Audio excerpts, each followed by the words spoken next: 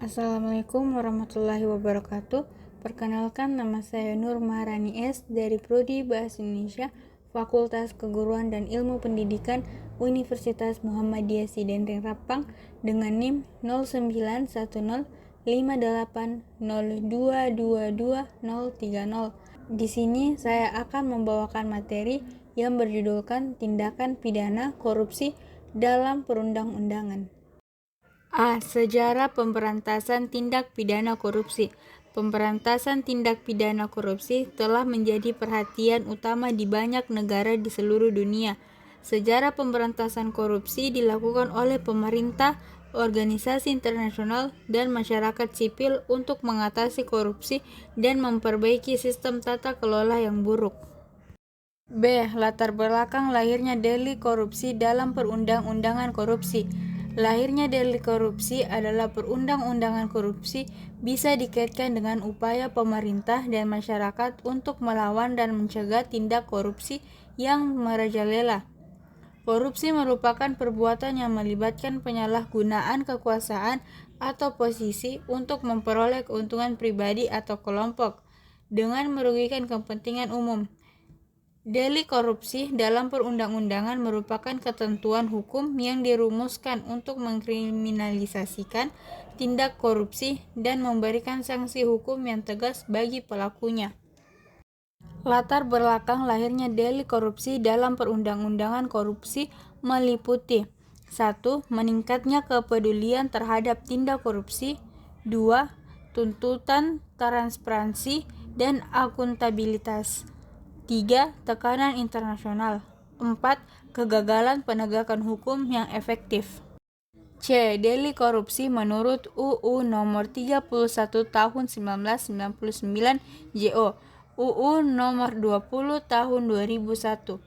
Berdasarkan undang-undang, kita dapat membedakan 30 perbuatan yang masuk ke kategori sebagai delik korupsi. 30 perbuatan korupsi itu diatur dalam 13 pasal. Untuk mempermudah pemahaman, penjelasan atas delik-delik korupsi dalam undang-undang dilakukan berdasarkan perumusan delik sebagaimana dijelaskan pada bagian dahulu, yaitu delik korupsi yang dirumuskan oleh pembuat undang-undang dan delik korupsi yang ditarik dari KUHP baik secara langsung maupun tidak secara langsung. Namun, tidak semua delik korupsi di dalam undang-undang yang akan dijelaskan di sini, tetapi beberapa perbuatan korupsi yang utama dan umum saja, termasuk mengenai gratifikasi yang belum banyak dipahami oleh masyarakat. D. Gratifikasi. Gratifikasi hanya ditunjukkan kepada pegawai negeri atau penyelenggara negara sebagai penerima suatu pemberian.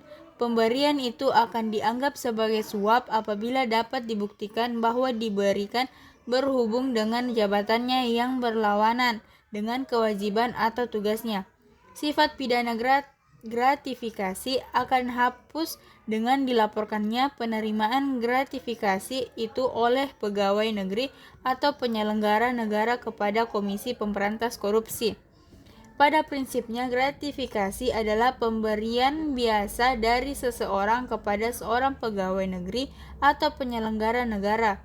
Dalam praktek pemberian seperti ini kerap dijadikan modus untuk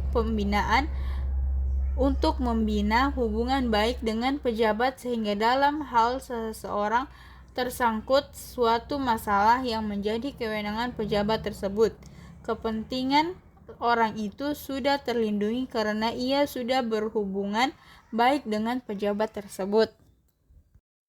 Sekian pemaparan materi dari saya, kurang dan lebihnya mohon dimaafkan. Assalamualaikum warahmatullahi wabarakatuh.